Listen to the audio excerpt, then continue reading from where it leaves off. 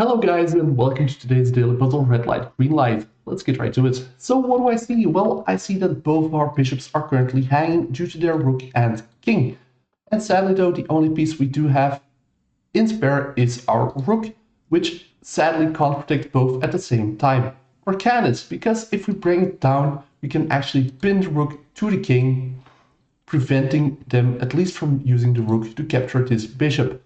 Obviously, they also can't simply use the king to capture the bishop at that point, because if they do that, well, then we use our rook to capture their rook, and with a bishop-rook combination, we will easily be able to counter this pawn and eventually deliver checkmate. So let's do exactly that.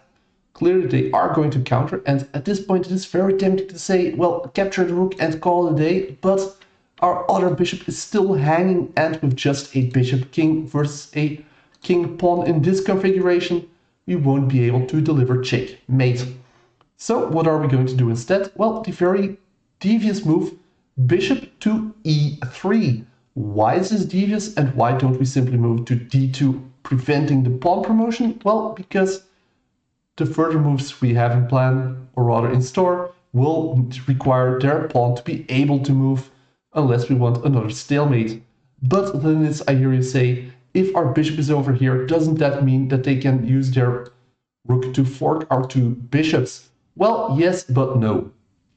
If they do that, well, what you might notice is that this bishop is still covering these squares. Our king is covering these squares, meaning that our bishop would then be able to slide over, delivering a devastating checkmate. Meaning that, indirectly due to the checkmate threat, our bishop is completely safe over here.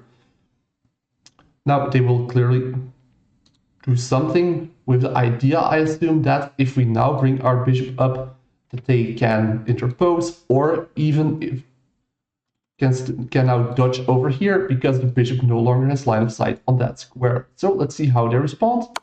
Obviously, they are going to move the king, because if they had instead captured with the, or rather moved in with their rook, then we would have had another checkmate. So now we have to look at something else. Well, what I like at this position is that the king currently only has one way of defending their rook, which is exactly the square it is on, because it's cut off from the other two squares over here. As such, if we can just maintain the position, and they will be forced to make a move, they don't have that many options. Either they let go of the rook, allowing us to freely win it, or they can bring in the king, I guess. But at that point, well, we can simply prevent or anticipate that move by moving our bishop out of the way.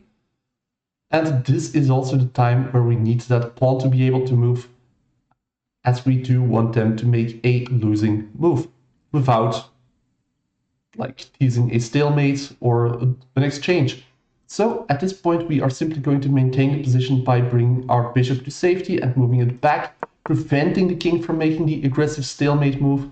Sure, they are threatening promotion, but it matters not, because now our bishop, whilst maintaining the pin, can simply capture that pawn. They are forced to move the king, as it is the only piece on their board that can move, allowing our bishop to take their final piece. There we go. Thanks for watching. Please leave a like, subscribe, and hopefully see you next time. Hopefully I didn't ramble too much and you learned something. Bye.